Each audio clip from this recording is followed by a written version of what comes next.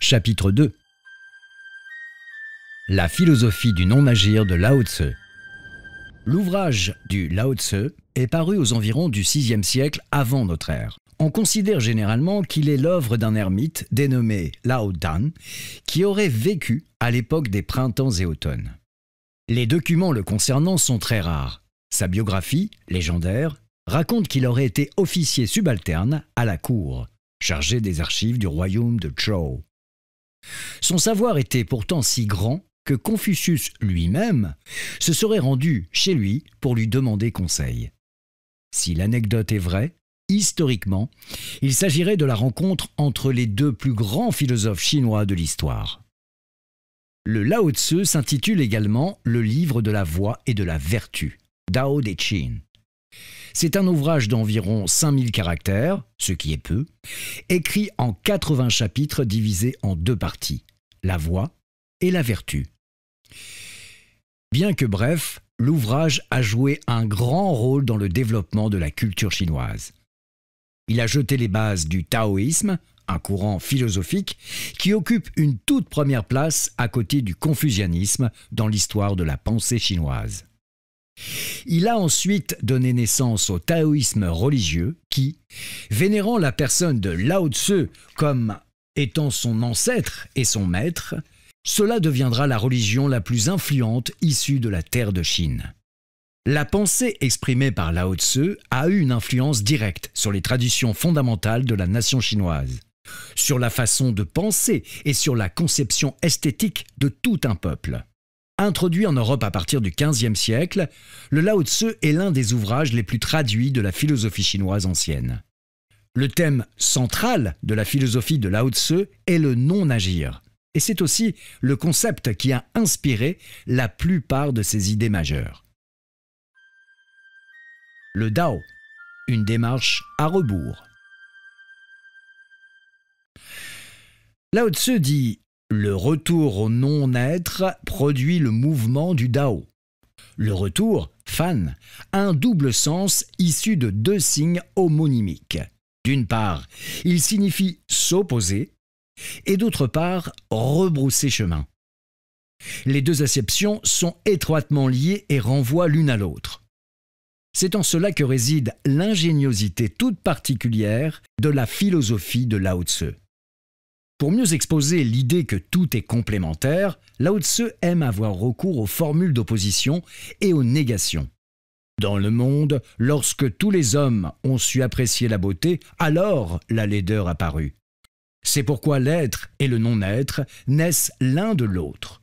Le difficile et le facile se produisent mutuellement. Le long et le court se donnent mutuellement leur forme. Le haut et le bas montrent mutuellement leur inégalité. Le ton et la voix s'accordent mutuellement. L'intériorité et la postériorité sont la conséquence l'une de l'autre. De là vient que le saint homme fait son occupation du non-agir. Il fait considérer ses instructions dans le silence. Alors, tous les êtres se mettent en mouvement et il ne leur refuse rien. Fin de citation.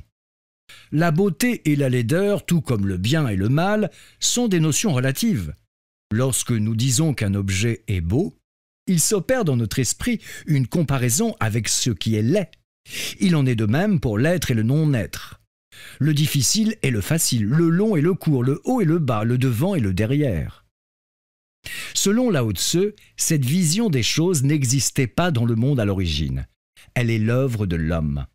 Tous les êtres se mettent en mouvement et il ne leur refuse rien. Les 10 000 êtres croissent et se développent naturellement, chacun selon sa propre nature, sans jugement aucun. Ils ne sont ni grands, ni petits, ni supérieurs, ni inférieurs. Selon Lao Tse, la beauté et la laideur dans le monde proviennent du jugement de l'homme. L'homme décide du beau et du laid, du supérieur et de l'inférieur. Et il va jusqu'à vouloir définir le sens du monde, ce qui est une totale méprise sur le sens de la réalité du monde.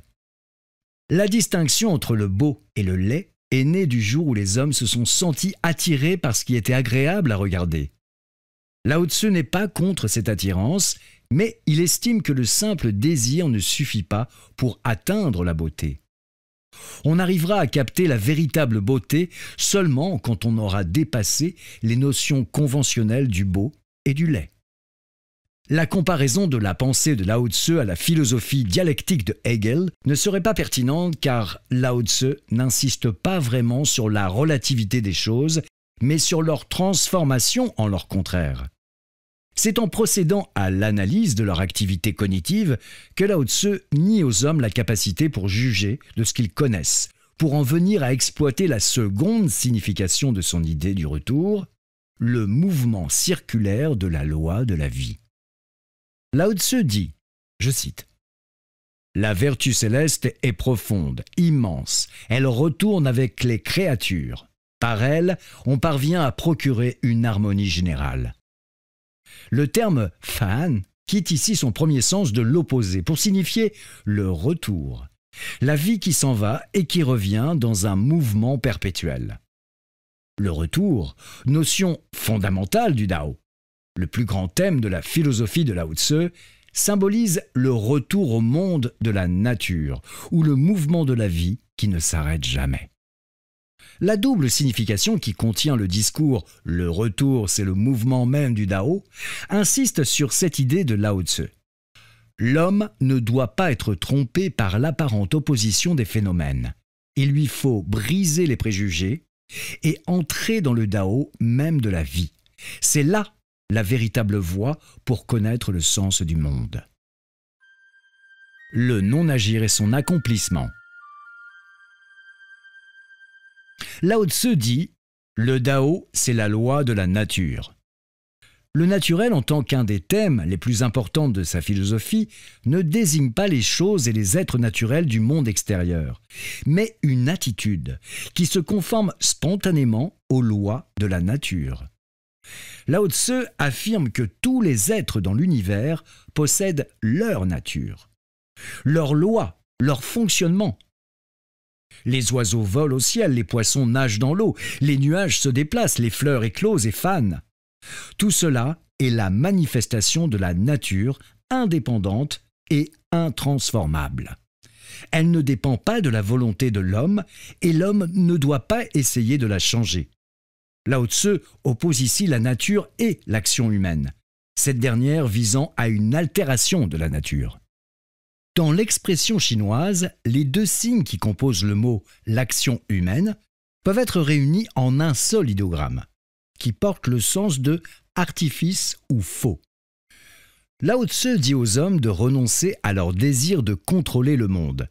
Il leur conseille de suivre le cours naturel des choses, car c'est là le seul chemin menant à la fin des conflits entre l'homme et le monde qu'il habite. La théorie du non-agir est un moyen de protection de la nature. Sans le non-agir, la nature ne peut survivre. Lao Tzu dit aussi « Pratiquez le non-agir et il n'est rien qui ne s'accomplisse ». Cela ne veut pas dire qu'il faut rester là, sans rien faire, et attendre que les choses s'accomplissent, mais qu'il faut agir dans le sens de l'évolution de la nature sans imposer son propre rythme. Le rejet de l'artifice par Lao Tzu n'est pas une condamnation de la création humaine, mais une opposition à l'agissement aveugle contre le rythme de la nature. La création qui prône le taoïsme est une création conforme à l'esprit de la nature. L'essentiel de la philosophie du non-agir est contenu dans cette déclaration de Lao Tzu. Le grand ingénieux paraît stupide. Le grand ingénieux, celui qui incarne le plus haut degré d'intelligence, donne l'impression d'être stupide, car cette ingéniosité suprême ne doit pas être le seul résultat d'une technique de travail, mais du dépassement de tout artifice humain.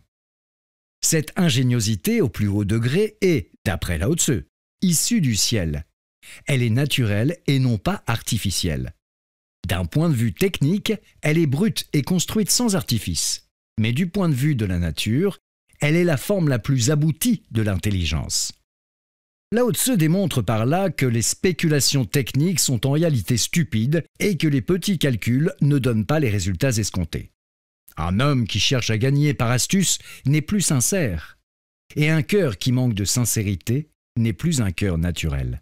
De telles astuces nuisent à la nature autant qu'à l'harmonie de la vie humaine. Chuang Tzu, le successeur idéologique de Lao Tzu, raconte cette histoire. Un menuisier qui se rendait au royaume de Tsi passa devant un chêne. L'arbre, d'une taille gigantesque, poussait non loin d'un temple. Il était vénéré comme le dieu des lieux et attirait de nombreux fidèles. Le menuisier continua son chemin alors que son apprenti s'arrêta pour l'admirer. Lorsqu'il rejoignit son maître, l'apprenti lui demanda « Maître, je n'ai jamais vu un si bel arbre depuis que je travaille avec vous. Pourtant, vous ne lui avez même pas jeté un regard. Pourquoi ?» Le maître répondit « C'est un arbre inutile. Voilà pourquoi il a pu vivre aussi longtemps. » L'intelligence de cet arbre est justement de paraître stupide, d'être inactif. Il est dans sa forme naturelle, brute, originelle, d'où sa longévité.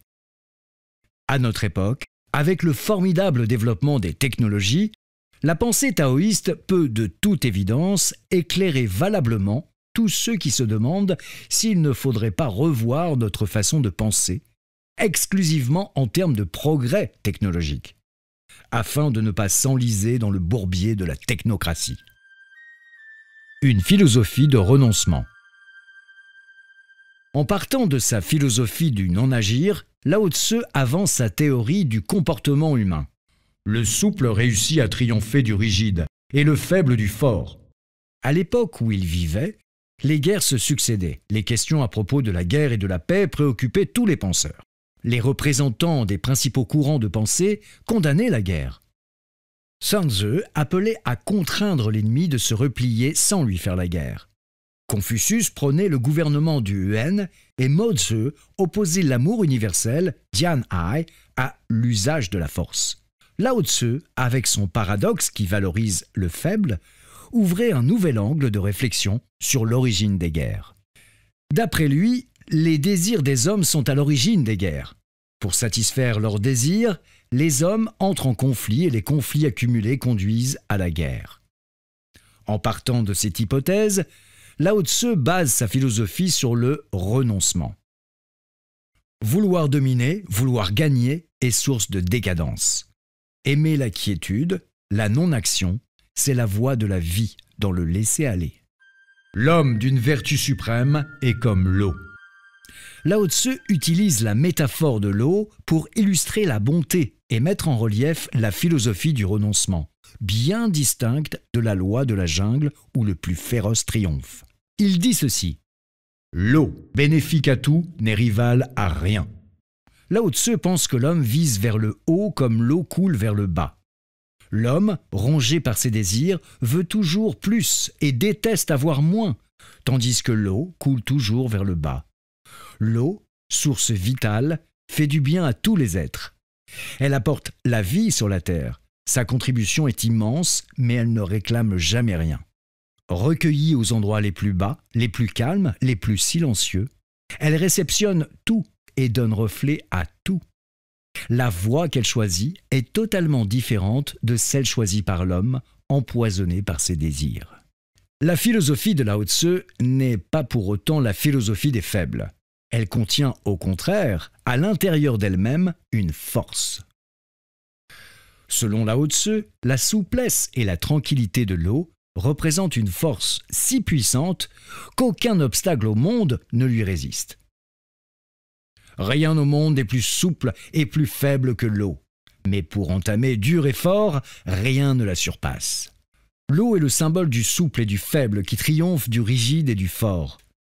Elle est invincible justement parce qu'elle ne cherche pas à dominer, parce qu'elle est indifférente à la tentation des intérêts et des désirs. Lao Tse prétend qu'il faut connaître sa force et garder la faiblesse. Cela ne fait pas de lui un homme qui aime la défaite, mais quelqu'un qui n'abuse pas de sa force et, tout comme l'eau, vainc par sa faiblesse. Renoncer au désir de dominer, c'est la voie qui mène à la vraie puissance. La faiblesse n'est pas seulement la voie de la puissance, mais également une méthode pour préserver sa vie, car la faiblesse décrite par Lao Tse est le symbole de la vie. De son vivant, le corps de l'être humain est souple et faible. Il devient rigide après sa mort. Les végétaux, qui ont une vie eux aussi, subissent les mêmes sorts. Les feuilles et les fleurs bougent et se plient quand elles sont en vie, mais se dessèchent et se rigidifient lorsque la vie les quitte. Lao Tse montre par ces images que maintenir sa souplesse, garder la faiblesse, c'est préserver sa propre vie. Privilégier souplesse et faiblesse, ce serait là, pour l'humanité, le meilleur moyen d'éviter luttes et conflits. Retour à la petite enfance. Lao Tzu, considérant ce monde trépidant, agité par des querelles et des conflits incessants pour toujours plus de profit et d'honneur, préfère quant à lui suivre une autre voie, celle de la sérénité et de la quiétude, et garder ainsi son cœur insensible aux tentations. Il dit qu'il souhaiterait être un nouveau-né. Cela ne signifie pas, bien entendu, que Lao Tzu désire rester jeune et ne rien savoir encore. Il compare les saints hommes, ceux qui possèdent la vertu suprême, aux nouveau-nés, car le dernier degré de la culture personnelle, c'est le retour à la petite enfance.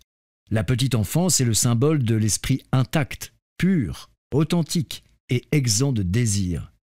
C'est posséder un cœur d'enfant, un cœur pur. Le premier cri de l'enfant, lorsqu'il quitte le corps maternel, est si clair et si frais qu'il est l'appel le plus sincère de la vie. Après sa venue au monde, l'homme acquiert en grandissant les usages de la société et des connaissances extérieures. Son cœur pur est exempt de passion, il se trouble et prend d'autres couleurs. Il mûrit au fur et à mesure qu'il apprend les artifices. L'apprentissage de la culture est en même temps le processus qui conduit à la perte de son authenticité. Ainsi, aux yeux de Lao Tzu, la civilisation est une déviance par rapport à l'origine de l'homme. L'évolution de la civilisation est une surenchère d'artifices. Le langage est l'artifice de la communication, l'habit est l'artifice du corps, la maison est l'artifice de l'habitat, et le gouvernement de l'État est l'artifice de l'organisation des communautés humaines, etc., etc. Ces artifices entraînent le plus souvent l'amplification du désir. Sous l'impulsion du désir, les hommes s'entredéchirent, ils se battent et les guerres surviennent. Dans un langage métaphorique, Lao Tzu décrit le Dao naturel comme une façon de réduire l'excédent et de réparer le manque. Tandis que le monde des hommes fait souvent le contraire. Ils prennent aux démunis pour en donner encore plus à ceux qui en ont déjà trop. Les pauvres sont ainsi dépouillés. La montée du désir détruit le monde extérieur mais empoisonne également le bien-être intérieur. Lao Tzu dit « Les 5 couleurs émoussent la vue de l'homme. Les 5 notes de musique émoussent l'ouïe de l'homme. Les 5 saveurs émoussent le goût de l'homme. Les courses violentes, l'exercice de la chasse également le cœur de l'homme. Dans l'océan des désirs, l'homme qui a perdu la paix intérieure finira par être submergé. »